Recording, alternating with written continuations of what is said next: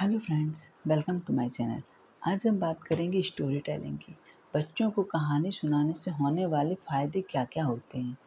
आपको याद हो जब हम छोटे थे तो हमारी दादी नानी हमें रोज़ कहानी सुनाया करती थी और हमें कहानी सुनाने में बहुत मज़ा भी आता था। हम डेली बोलते थे नहीं आज परी की कहानी सुनाओ, आज मुझे ये कहानी सुनाओ। क्योंकि कहानी सुनने से बच्चों को बहुत फ़ायदा होता है। सबसे पहला तो ये है, आज की लाइफ़स्टाइल जब हर माँ अपने बच्चे से दूर रहती है, वर्किंग वूमेन है, वो बच्चे को टाइम नहीं दे पाती है। तो जब वो रात में अपने बच्चों के लिए कहानियाँ सुनाती है, तो सबसे पहला और सबसे बड़ा फ़ायदा यही है कि माँ और बच्चे की बॉन्डिंग अच्छी होती है।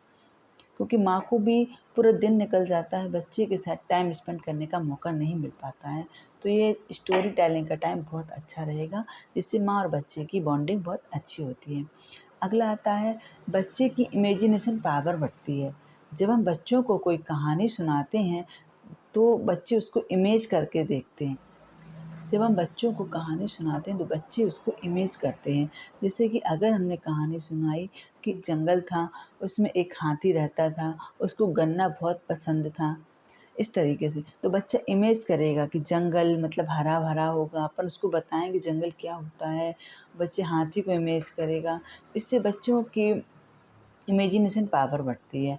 और अगला आता है बच्चों की लिसनिंग पावर बढ़ती है। जब हम कहानी बताएँगे तो बच्चे ध्यान से सुनेंगे कि आगे क्या हुआ, उनको बहुत इंटरेस्टिंग लगती है।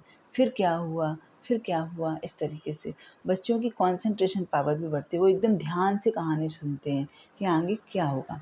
जब बच्चे ध्यान से कहानी सुने तो हमें उनसे क्रॉस क्वेश्चन करना चाहिए। जब हम क्रॉस क्वेश्चन करेंगे तो उससे बच्चे इंटेलिजेंट बनते हैं। क्रॉस क्वेश्चन कैसे? जैसे हमने बच्चे को कहानी सुनाई कि जंगल था, उसमें एक हाथी रहता था, उसको गन्ने बहुत पसंद थे।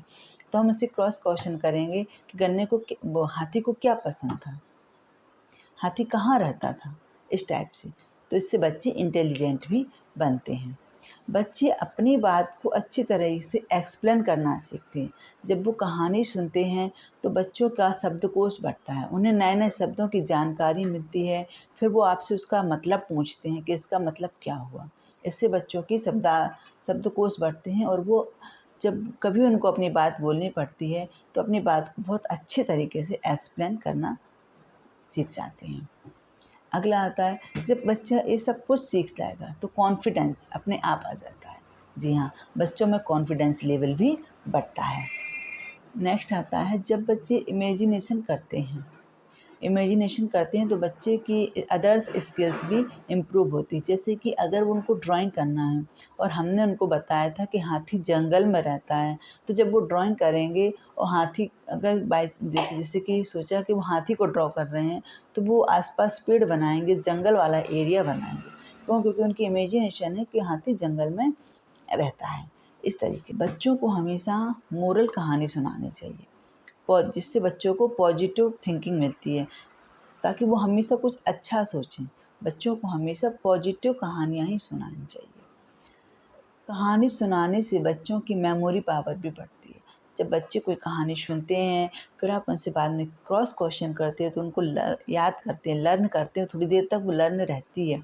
अगर आप दूसरे दिन फिर से उनसे वही कहानी पूछेंगे, उस कहानी के बारे में क्वेश्चन पूछेंगे, इससे बच्चे की मेमोरी भी बढ़ती है। बच्चे को कहानी सुनाने से बहुत फ़ायदे होते हैं, इसलिए मैं कहूँगी कि आप अपने बच्चों को डेली एक कहानी ज़रूर सुनाएँ।